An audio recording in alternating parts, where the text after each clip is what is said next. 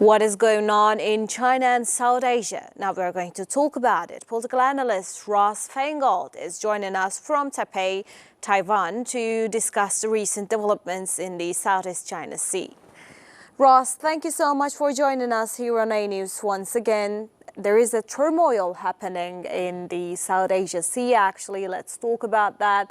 Tensions have been rising in the sea over the past few weeks, as we were talking about it earlier in our news package. How does the U.S. Navy's redeployment of USS Abraham Lincoln to the Pacific reflects America's shifting strategic priorities, and particularly in countering China's naval expansion, in your opinion?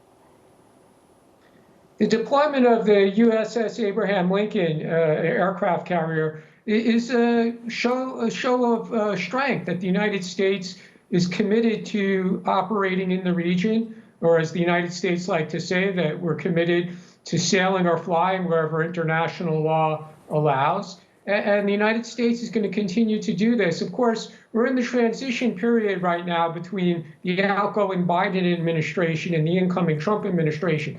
So ultimately, what the United States posture in the South China Sea is going to be, that remains to be seen, because it's not going to be for the Biden administration, it's going to be for the Trump administration to manage.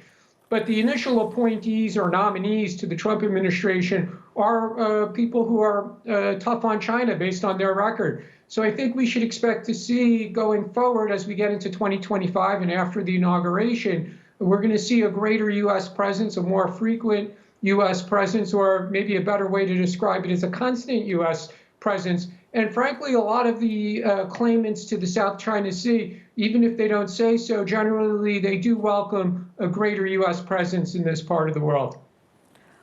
Well, the U.S. presence is not something new, but let's talk about it in a way that we reflect on the new administration of the United States.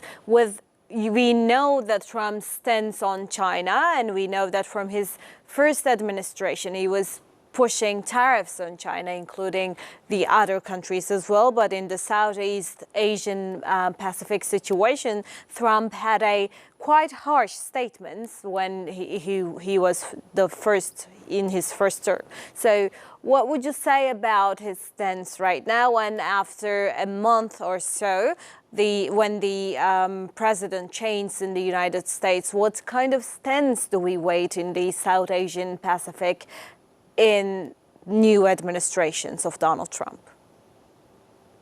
We know that Trump's main concern when it comes to U.S.-China relations and competition with China is trade. That's really the issue that Trump has taken a great personal interest in. He's talked about raising tariffs on goods from China. He did raise tariffs on goods from China during his first administration. Trump tends not to talk about the many other issues that the United States and China have disagreements on, whether it's the South China Sea or Taiwan, human rights in China, Hong Kong, et cetera, et cetera. There's a long list of issues that are in the U.S.-China relationship, but Trump tends to talk most about trade, which leaves the other issues for his national security, his defense, and foreign policy team to take care of. And again, I think we're going to see a fairly aggressive posture by the new national security and defense and foreign policy personnel that are going to be staffing these jobs in the new Trump administration. And that's why I think it's very likely we're going to see a greater U.S. presence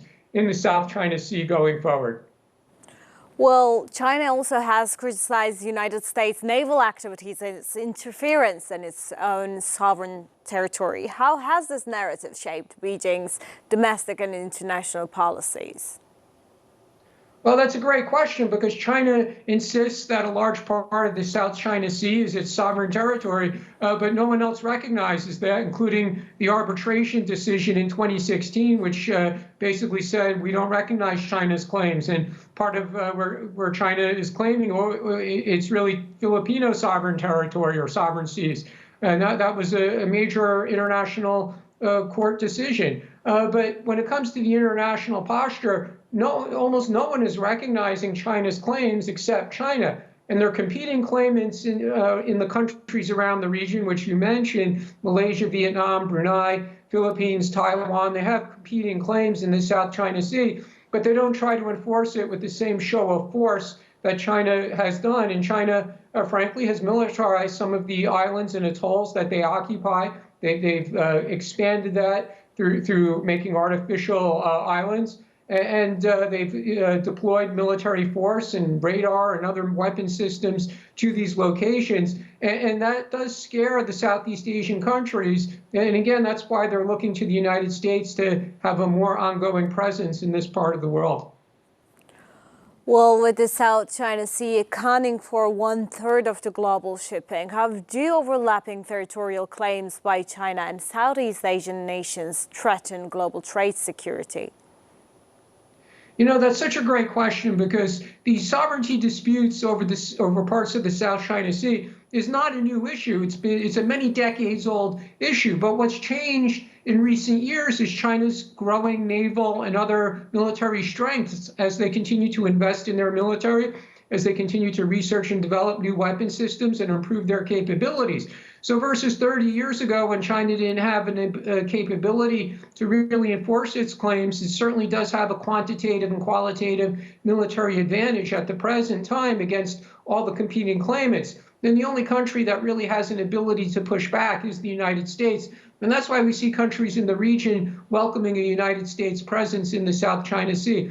But the issue going forward is going to be, what will the competing claims lead to? Years ago, we didn't really think about a military conflict because China's Navy was much weaker. But now that its Navy has grown much stronger, we really have to look at an industry and shippers, the shipping industry. They really have to look at the potential for greater tensions, including the possibility of military conflict in the South China Sea. When we are talking about the shipping and the trade, do we think about different perspectives, different roads that should be taken during the times like this? Or are we expecting this problem to be resolved anytime soon so that the trade wars do not start once again?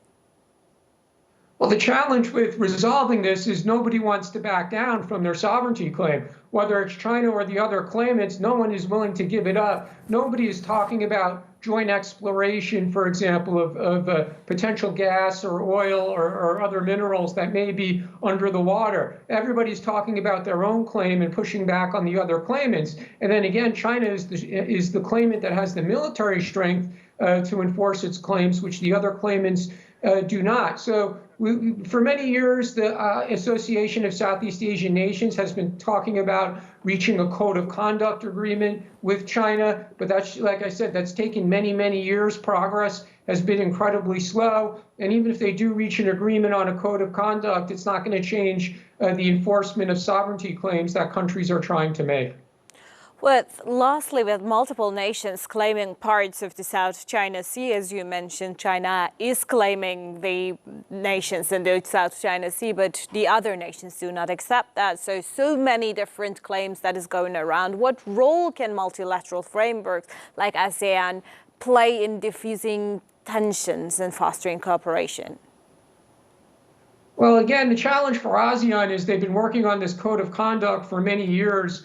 And when they finally finish it, and if they get China to agree to sign it, it's not clear exactly what it would do to reduce the tensions. It might cover some of the issues, but it's not really going to determine who has sovereignty over different parts of the South China Sea or different islands and atolls in the South China Sea. Other than ASEAN, though, at the moment, there really isn't another multilateral organization that could play any role in reducing these tensions over the South China Sea. The UN has not been really interested in this issue, for example. It's not really an issue that the World Trade Organization will look at, for example, either. So it's really up to ASEAN. The problem with ASEAN is ASEAN tends to work by consensus. If ASEAN is going to do anything, there has to be a consensus among its 10-member countries. But the problem is multiple countries in ASEAN have competing sovereignty claims over the South China Sea. So it's very hard to get ASEAN to speak with one voice on this issue. Ross, thank you so much for this detailed answering my questions in the detail for such a conflicted situation that is happening in South Asia. Thank you so much for joining us. Thank you. Now we are going to